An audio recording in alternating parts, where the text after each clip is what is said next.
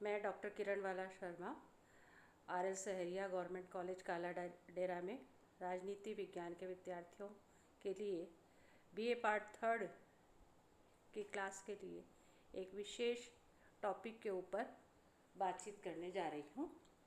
आज का हमारा टॉपिक है विश्व युद्धोत्तर अंतर्राष्ट्रीय विकास। जैसा कि हमें मालूम ही है कि द्वितीय महायुद्ध 1945 में खत्म हुआ और अंतर्राष्ट्रीय राजनीति का स्वरूप परिवर्तित हो गया, जिसे हम निम्न बिंदुओं के रूप में विश्लेषित कर सकते हैं। द्वितीय महायुद्ध के बाद अंतर्राष्ट्रीय राजनीति में अनेक परिवर्तनों ने आगे आने वाली पीढ़ियों के लिए एक विशेष पटल तैयार किया। उसके कुछ महत्वपूर्ण जो मुद्दे हैं वो इस प्रकार हम विश्लेषित कर सकते हैं। पहले बिंदु के रूप में हम बात करते हैं यूरोपियन प्रभुत्व का अंत। जैसा कि हम सभी जानते हैं कि युद्ध काल के दौरान पूरे विश्व की महती शक्तियाँ दो भागों में विभाजित हो गई थी, जहाँ ब्रिटेन, फ्रांस, अमेरिका जैसे देश एक ग्रुप बना चुके थे। दूसरी तरफ सोवियत संघ, जापान, जर्मनी, ऑस्ट्रिया, पोलैंड जैसे देश एक अलग ग्रुप बनाकर युद्धरत थे। किंतु युद्ध जैसे जैसे आगे बढ़ता रहा, दोनों ही तरफ शक्तियाँ जो धीरे धीरे क्षीण होती चली गई और अंततः इसमें बाजी मारी अमेरिका ने और यूरोपियन समुदाय का प्रभुत्व पूरी तरह से दुनिया से समाप्त हो गया। दूसरे प्रमुख परिणाम के रूप में हम देखते हैं परमाणु अस्त्रों के प्रयोग का युग प्रारंभ हुआ। द्वितीय महायुद्ध खत्म होने के साथ ही राज्यों में परस्पर शस्त्रीकरण में तीव्रता बढ़ती चली गई। हर राज्य दूसरे राज्य को के प्रति शंकित भाव रखने लगा और इसी का नतीजा हुआ कि राज्य अपने अपने देशों में अधिक से अधिक अस्त्र शस्त्र बनाने लगे या अस्त्र शस्त्रों की प्राप्ति के लिए निरंतर प्रयासरत होने लगे। तीसरा बिंदु उपनिवेश खत्म और नव स्वतंत्र राज्यों का अभ्युदय हुआ।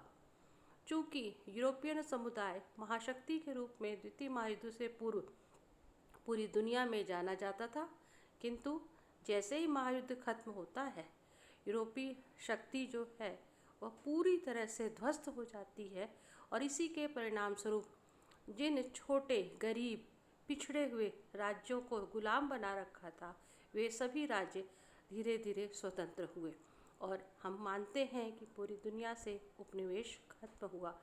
विशेष रूप से एशियाई और अफ्रीकी महाद्वीप के बहुत से देश नव स्वतंत्र राज्यों के रूप में परिवर्तित हुए। चौथा बिंदु साम्यवाद का विस्तार।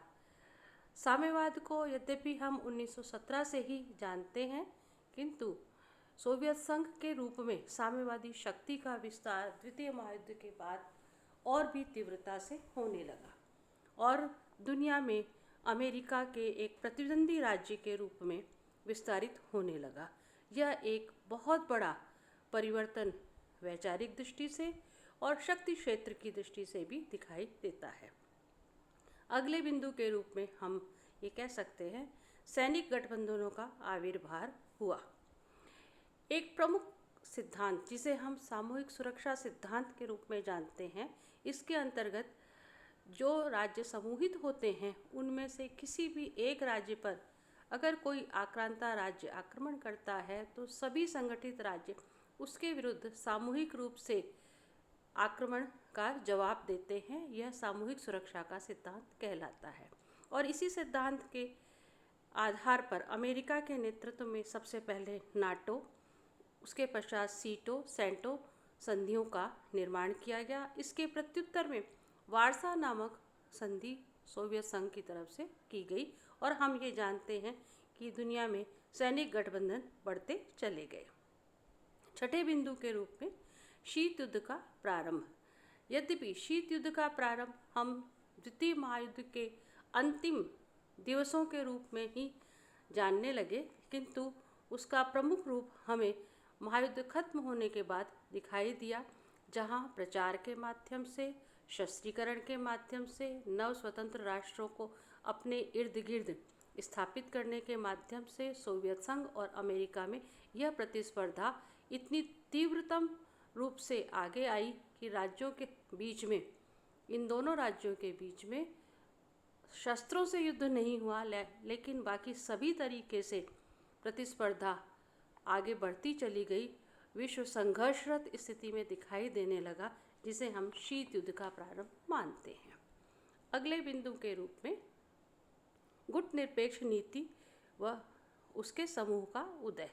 अक्टूबर 1961 में विश्व के पिछड़े, गरीब, विकासशील राष्ट्रों ने दोनों ही महाशक्तियों के गुटों से बचे रहकर और न्याय की स्थापना को लक्ष्य बनाते हुए गुटनिरपेक्ष संगठन को बनाया और इसके माध्यम से संयुक्त राष्ट्र संघ में अपनी शक्ति को स्थापित करने का प्रयास किया। अगला बिंदु, संयुक्त राष्ट्र संस्था का संख्यात्मक विकास। वर्ष 1945 में पूरी दुनिया के 50 देशों ने समूहित होकर विश्व में शांति स्थापना और विकास की दृष्टि से संयुक्त राष्ट्र संस्था का निर्माण किया। धीरे धीरे इसकी संख्या बढ़ती चली गई और सन 2020 तक इसकी संख्या 193 है, जो यह स्थापित करती है कि यह संस्था विश्व कल्याण की दृष्टि से निरंतर समीचीन है। अगला बिंदु, तीसरी दुनिया के देशों का विकास। एशिया, अफ्रीका, लैटिन अमेरिका के देशों का आर्थिक, सांस्कृतिक विकास व पारस्परिक सहयोग बढ़ता रहा और इसी संदर्भ में क्षेत्रीय एकीकरण भी इन देशों के रूप में सामने दिखाई देने लगा और विश्व राजनीति एक अलग मंच की ओर अग्रसित हुई। अगला बिंदु, आर्थिक राजनीतिक गठबंधनों का विकास। जैसे जैसे विश्व में सामाजिक कल्याण, मानव विकास के दृष्टिकोण दिखाई देने लगे और राज्य सामूहिक रूप से प्रयास करने लगे, उसी का परिणाम हुआ कि नाफ्ता, एपेक, सार्क, एशियान जैसे आर्थिक सांस्कृतिक सहयोग संगठन जो है वह आगे बढ़ते चले गए और दुनिया पारस्परिक दूरियों को मिटाने के लिए सद्भावना और सहयोग को प्राथमिकता देती चली गई। अगला बिंदु, यूरोपीय पुनर्गठन का विकास। द्वितीय महायुद्ध के पश्चात यूरोप महाद्वीप पूरी तरह से दो भागों में लगभग विभाजित हो गया, पश्चिमी यूरोप और पूर्वी यूरोप। जहां पूर्वी यूरोप का नेतृत्व कर रहा था सोवियत संघ, पश्चिमी यूरोप का नेतृत्व कर रहा था संयुक्त राज्य अमेरिका और दोनों ही एक दूसरे के अत्यंत प्रतिस्पर्धी होते चले जा रहे थे। किंतु 89-90 के दशक में सबसे पहले जो जर्मनी द्वितीय महायुद्ध के बाद पूरी तरह से अलग थलग हो गया था, दो भागों में बट गया था, पूर्वी जर्मनी और पश्चिमी जर्मनी, उन दोनों जर्मनियों का जन आंदोलन के माध्यम से, नेतृत्व के माध्यम से, भविष्य की योजनाओं के माध्यम से एकीकरण हुआ। पहले आर्थिक एकीकरण हुआ और उसके पश्चात राजनीतिक एकीकरण हुआ।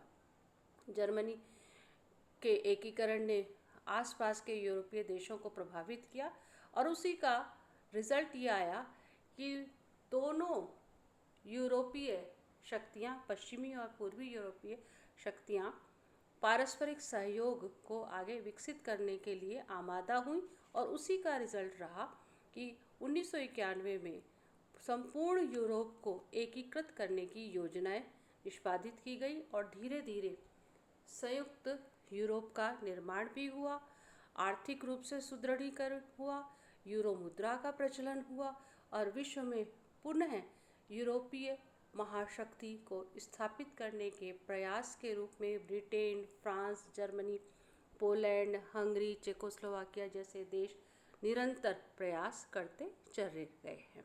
इस प्रकार बच्चों, हम ये कह सकते हैं कि द्वितीय महायुद्ध के पश्चात अंतर्राष्ट्रीय राजनीति का स्वरूप परिवर्तित हुआ और इस परिवर्तन ने विश्व की महती शक्तियों के राजनीतिक व्यवहार को भी प्रभावित किया और विश्व समुदाय प्रतिद्वंदी होने के साथ साथ सहयोगी रूप से कार्य करने लगा।